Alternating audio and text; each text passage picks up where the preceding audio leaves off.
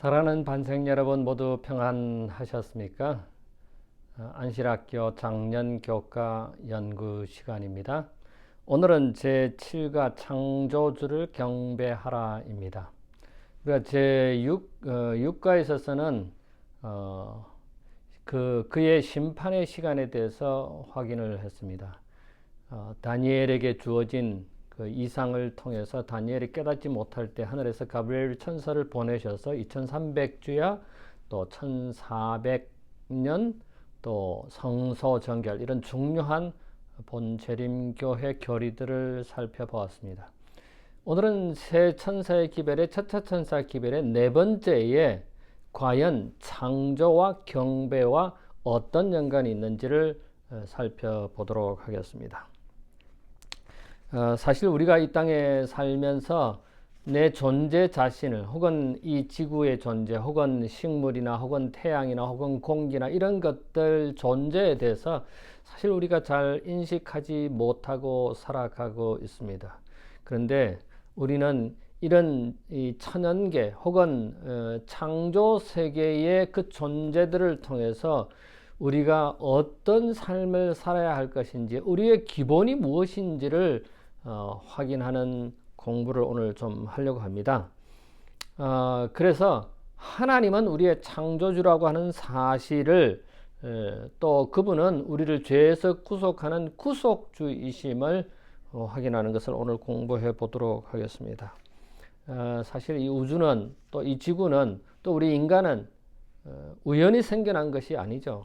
오늘날 21세기에 있어서 또 문제가 되고 있는 것은 점차 이것이 심각해져 가고 있는 것은 진화론입니다. 진화론은 그저 저절로 생겼고 그 저절로 생긴 생명이 아베마가 발전해서 인간이 되었다고 하는 그런 찰스 다윈의 창조론이 다시 날개를 펴고 있는 것 같습니다. 이럴 때 우리는 우리 자신의 존재가 하나님에 의해서 창조되었다고 하는 사실을 우리는 성경을 통해서 창조 세계를 통해서 또 이 세상 역사를 통해서 확인하고자 하는 것입니다. 그래서 새 천사의 기별의 첫째 천사의 네 번째 부분인 창조주를 경배하라고 하는 말씀을 가지고 우리가 공부할 터인데 사실 오늘날 많은 사람들이 하나님께 예배한다고 하지만은 창조주를 예배하지 않는 그런 세상에 우리가 살고 있습니다. 자, 첫째 날입니다. 고난에 동참하는 자입니다. 예수님께서 성천하신 후에 살아남은 유일한 제자 요한을 찾아오셨죠. 물론 이상 중에 찾아오셨지만은 예수님께서는 요한이 밤모섬에 유배되어 있는 그곳에 이상 중에 찾아오셨습니다. 요한계시록 1장 9절에 보면 요한은 우리와 같은 형제나 예수님의 환난을 친히 경험한 사람입니다. 제자입니다. 하나님의 자녀입니다. 그래서 그는 우리의 삶과 또 예수님의 삶과 즉 인간과 예수님의 삶을 동시에 겪은 제자로서 사람으로서 하나님의 자녀로서 우리는 생각해 볼 수 있습니다. 마태복음 13장 21절에 보면은 여기에 하나님의 백성들이 환난과 또 박해가 있을 것이고 거기에 만약에 우리가 하나님을 굳건히 믿지 않는다면 넘어질 것이라고 기록되어 있습니다. 사도행전 14장 22절에 보면은 하나님의 나라에 대해서 하나님의 자녀들이 많은 환난이 있을 것임을 예고하고 있습니다. 또 요한복음 16장 33절에 보면은 이 세상에서 환난을 겪게 될 것인데 너희는 담대하라고 말씀을 하고 있습니다. 여기에 예수님을 따르는 모든 사람들에게 환난이 따라온다고 하는 사실을 성경은 우리에게 주고 있습니다. 그러나 성경은 분명히 우리에게 말씀하시기를 그 환난을 담대히 여기라고 하는 것입니다. 왜냐하면 예수님이 그 모든 환난을 승리하셨기 때문에 우리도 승리를 할 수 있다고 하는 그런 소망을, 그런 희망을, 그런 확신을 성경은 우리에게 알려주고 있습니다. 사실 요한은 가족으로부터 교회로부터 속한 공동체로부터 분리되어 외로운 밤모섬에 갇혀 있었습니다. 그런데 이런 외로움에 쌓여 있는 이 요한을 밤모섬에 하나님께서는 그대로 두시지 않고 찾아오셨다고 하는 사실입니다. 이 기별, 요한에게 준 이 기별은 사실 이 요한계시록은 주제가 예배입니다. 누구에게 예배하느냐인 것입니다. 이 기별은 예수님이 우리에게 주신 이 세 천사의 기별은 사실 모든 세기에 걸쳐서 모든 사람들에게 주어진 기별이지만 특별히 마지막 시대에 살고 있는 하나님의 자녀들에게 준 기별임을 우리는 확인하게 됩니다. 예수님이 이 땅에 오시는 재림을 기다리는 성도들에게 주어진 특별한 기별이라고 하는 사실인 것입니다.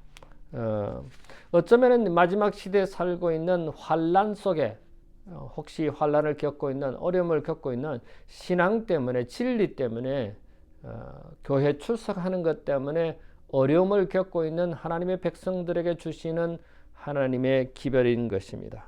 그것은 소위 말씀드리면 격려의 기별이고 확신의 기별인 것입니다. 하나님께서는 천사를 통해서 밤모섬에 요한을 찾아왔었지요. 그래서 요한계시록의 중심 주제는 아까 제가 예배라고 말씀드렸습니다만은 우리는 예배하는 존재로 창조되었다고 하는 것입니다. 그래서 우리 피조물들은 하나님께 경배하는 것이 근본, 기본이라고 하는 사실입니다. 요한과 같은 충실한 하나님의 종들이 고난과 핍박을 당했다면 여러분도 저도 고난을 당할 수 있다는 것입니다. 그 고난의 이유는 이 세상에 사망에 이르는 이 세상에 우리가 살아가고 있기 때문이라고 하는 사실입니다. 우리가 고난에 참여할 때 영광도 나누어 준다고 하는 것이 사도행전 261쪽에 있는 말씀입니다. 우리가 이 고난을 잘 견디면, 잘 극복하면은 우리도 그 시련을 겪고 난 후에 그리스도와 더 밀접하게 관계될 것이고 위로에 동참하는 자가 될 것이고 또 영광을 나누어 가지게 될 것이라고 하는 것입니다. 하나님의 자녀, 즉 피조물들은 창조주에 의해서 창조된 우리는 예수님께서 고난을 당하신 것처럼 요한이 고난을 당한 것처럼 우리도 고난에 동참하는 자가 된다고 하는 사실입니다. 둘째 날에 봅시다. 자, 창조주를 경배하라고는 제목이죠. 하늘과 땅과 바다와 물들의 근원을 만드신 창조주 하나님을 경배하라고 하는 이 세 천사의 기별, 첫째 천사의 기별의 마지막 부분입니다. 물론 다음 주 한 주간은 세 천사의 첫째 천사의 다섯 번째 부분으로서 안식일에 좀 더 초점을 둡니다. 그 안식일과 시간, 그 시간이 무엇인지를 초점을 두는데 오늘 이번 주에는 창조주 하나님을 경배하라고 하는 것입니다. 하나님께 경배하는 것입니다.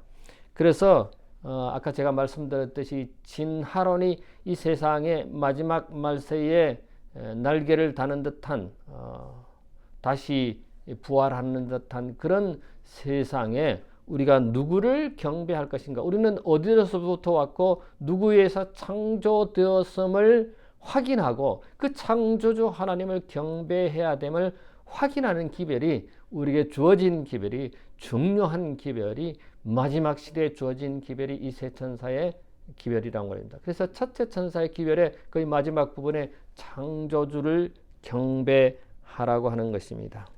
창세기 1장 1절에 태초에 천지를 창조하신 이야기가 기록되어 있습니다. 하나님께서 이 세상을 만드셨습니다. 하늘과 땅과 바다와 물들의 근원을 또 우리 인간을 만드셨다고 하는 사실입니다.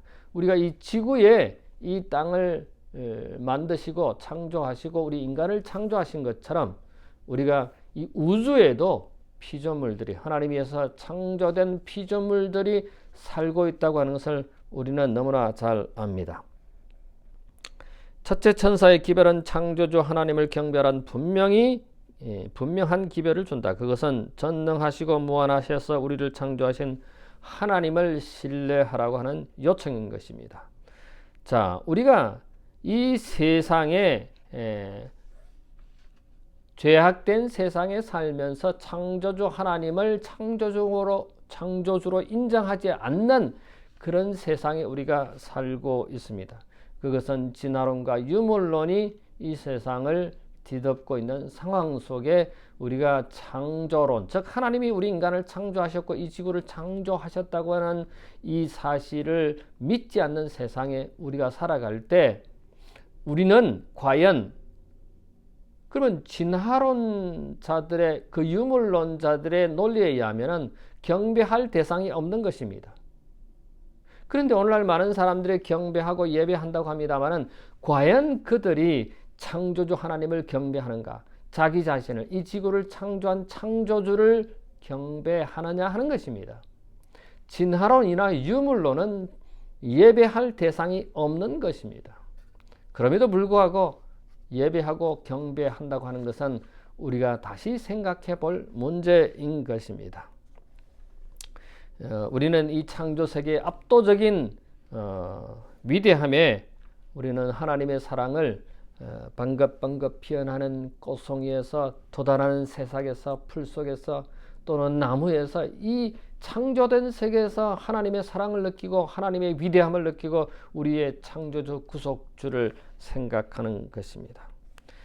그런데 여기 각시대 대정초 436쪽에 보면은 창조주를 경배하는 것은 하나님의 계명을 준수함으로 드러난다고 기록하고 있습니다.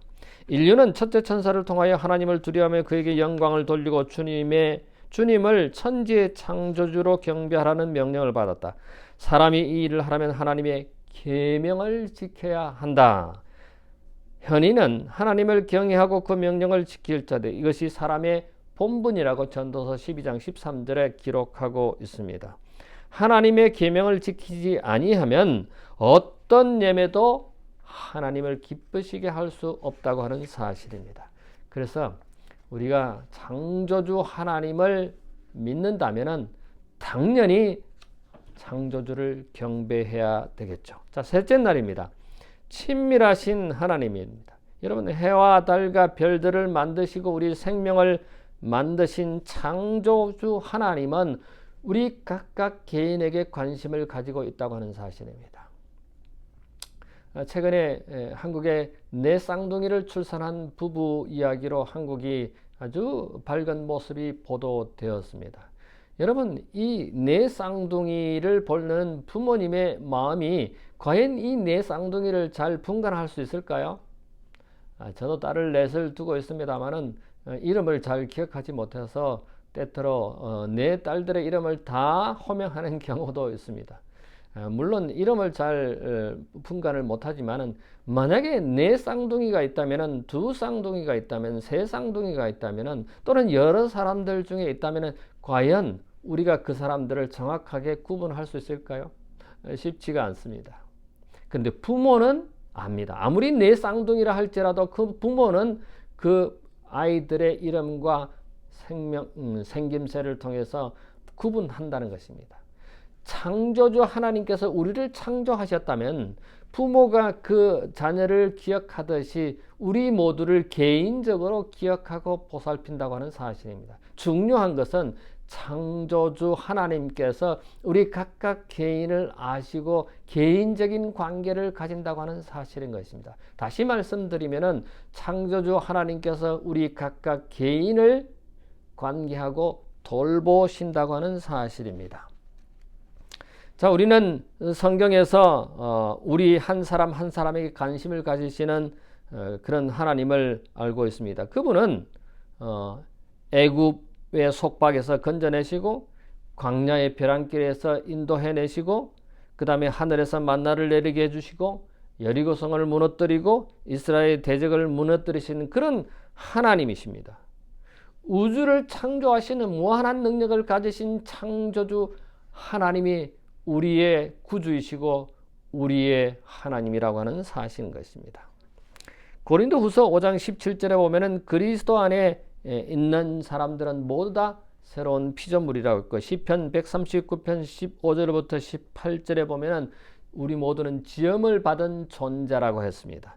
사도행전 17장 27절에 보면은 더듬어서 더 발견할 수 있다. 즉 하나님을 발견할 수 있다. 아무리 무지한 사람이라도 우리는 우리의 삶에서 하나님을 발견할 수 있는 그런 피조물 존재라고 하는 사실입니다. 골로새서 1장 17절에 보면은 만물보다 먼저 만물 그 안에 계신 분, 원래부터 계신 분으로 묘사하고 있습니다. 이런 성경 말씀들은 하나님과 우리 사이의 친밀한 관계에 대해서 무엇을 가르쳐주고 있느냐는 것입니다. 창조주 하나님은 그의 형상대로 창조한 사람을 개인적으로 자세히 관계하신다고 하는 사실입니다. 우리를 만드신, 우리를 창조하신 하나님께서 우리 각각 개인에게 관계와 관심을 가진다고 하는 사실입니다. 우리가 하나님이 가는 놀라운 소식은 그분의 위대함과 권능이 너무나 광대하여 우주를 건너 우리 각자의 삶에 다가온다고 하는 것입니다. 온 우주를 돌보시는, 온 우주를 창조하신 하나님의 권능이 바로 지금 내 곁에 계시고 내 기도를 친히 들어주시는 하나님이라고 하는, 내 안에서 역사하고 살고 움직이게 하는 하나님의 능력이, 하나님이 내재하신다고 하는 사실입니다. 여러분, 부모와 자녀의 관계를 우리는 너무나 잘 압니다.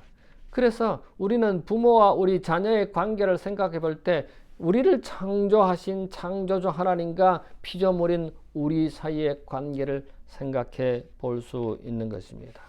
시편 147편 4절에 보면은 하나님께서 우리 각 개인의 이름을 부르신다고 기록하고 있습니다.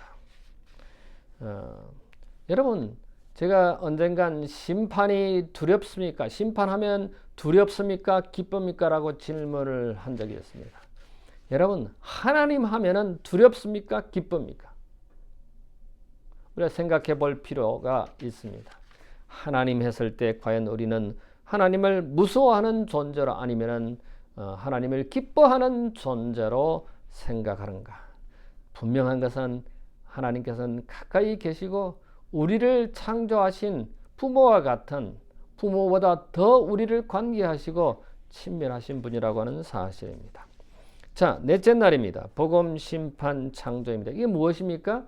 세 천사의 기별, 영원한 복음, 심판의 시간, 창조주를 경배하라고 하는 이런 첫째 천사가 말한 이 기별이 진화론이 이 기독교 안에서도 스며들고 있는 이 상황에 우리가 영원한 복음과 심판의 시간과 창조주를 경배하라고 하는 이 세 천사의 첫째 천사의 기별을 명심할 필요가 있다고 하는 사실입니다. 에베소 3장 9절에 보면 창조의 비밀이 있다고, 골로새서 1장 13절로 17절에 보면 모든 피조물보다 먼저 나신 이가 있다고, 만물은 그로 말미암아 창조되었다고, 요한계시록 4장 11절에 보면 주께서 만물을 지으셨다고, 그리고 로마서 5장 17절로 19절에 보면 한 사람이 순종하지 아니하면은 죄인이 되고 많은 사람에게 영향을 끼칠 것이고, 한 사람이 순종을 하면은 많은 사람들에게 의인의 영향력을 끼친다고 성경은 기록하고 있습니다. 그래서 이 말씀들은 창조주이시며 구속자이신 예수님에 대해서 말씀하고 있다고 하는 사실입니다. 이분이 창조주와 구속자일 뿐만 아니라 만물을 유지하고 영원하신 하나님이라고 하는 사실인 것입니다. 창조주이시고 구속주이신 하나님을 섬기는 기독교의 기초를 파괴하는 진화론과 유물론이 판치는 이 세상에 우리는 창조주를 경배하라고 하는 이 하나님의 마지막 경고의 기별을 우리가 귀담아 들어야 할 것이고, 이 기별을 세상 사람들에게 전해야 하겠지요. 사실 진화론이나 유물론은 그들이 어디서 태어났는지, 어디서 생겨났는지 모릅니다. 근데 성경은 족보가 있습니다. 여러분, 족보가 무엇입니까? 족보는 내가 어디서 태어났고 내가 누구의 자식인지 자세히 기록되어 있습니다. 성경은 그런 족보가 있습니다. 여러분, 많은 종교 중에 이렇게 족보가 있는 경전은 성경밖에 없습니다. 우리의 조상이 누구고 우리를 창조하신 분이 누구라고 성경은 분명히 기록하고 있다고 하는 것입니다. 첫째 천사의 기별의 요지와 목적은 각 시대의 대댕초 379쪽에 이렇게 기록하고 있습니다. 하나님의 심판대를 알려주고 하나님을 두려워하고 경배하라는 요한계시록 14장의 첫째 천사의 기별은 하나님의 백성이라고 공언하는 사람들로 하여금 세상의 부패한 가마에서 떠나게 하고 세속화되고 타락한 그들의 참 상태를 보도록 그들을 일깨워 주시기 위한 기별이라고 하는 것입니다. 그러므로 우리가 이 세상에 살고 있는 진화론과 유물론이 판치고 있는 이 세상에 우리의 창조주는, 우리의 기원은 예수 그리스도 하나님이라고 하는 사실인 것입니다. 자, 다섯째 날 목요일 소재입니다. 십자가에 달리신 창조주입니다. 창조주 하나님께서 이 땅에 인간으로 오셔서 십자가에서 죽으셨어요. 그분의 죄 때문에 죽으신 것이 아니라, 그분을 위해서 죽으신 것이 아니라, 그분이 이 땅에 내려오신 것도, 그분이 이 땅에서 고통을 받으신 것도, 그분이 이 땅에서 십자가에 달려 돌아가신 것도, 그분이 우리를 위한 그런 삶을 사신 것은 우리가 절대로 잊으면 안 된다고 하는 사실입니다. 하나님을 경외해야 하는 이유, 그에게 영광을 돌리고 그분을 경배해야 되는 이유 분명합니다. 요한복음 19장 16절로 30절에 보면 예수님께서 십자가에 달리신 기록이 있습니다. 특별히 골로새서 1장 16절에 보면 이렇게 기록하고 있습니다. 만물이 그에게 창조되되 하늘과 땅에서 보이는 것들과 보이지 않는 것들과 혹은 왕권들이나 주권들이나 통치자들이나 권세들이나 만물이 다 그로 말미하여 많고 그를 위하여 창조되었다고 기록하고 있습니다. 우리는 이 놀라운 사랑의 표현에 대해서 어떻게 반응할까요? 믿고 넘치는 감사가 있어야 할 것이고 그 창조주에게 충성하고 경배하는 삶을 살아야 하겠죠. 여러분, 창조주이신 분께서 죄인을 대신해서 십자가에 달리신 구주라고 하는 놀라운 사실에 대한 우리의 합당한 반응은 그분에게 경배, 그분을 경배하는 것, 그분에게 영광을 돌리는 것은 우리 인간의 마땅한 본분, 마땅히 행해야 할 일이지요. 우리가 하나님의 사랑을 깨닫는 사람으로서 예수님을 닮아가는 그런 예수님의 삶을, 예수님의 부활을, 예수님의 생애를 닮아가는 우리 모든 하나님의 백성들이 되기를 바랍니다. 사실 예수님은 십자가에 달려 돌아가신 그 모든 이 땅에서의 삶은 사랑의 위대한 사건이었습니다.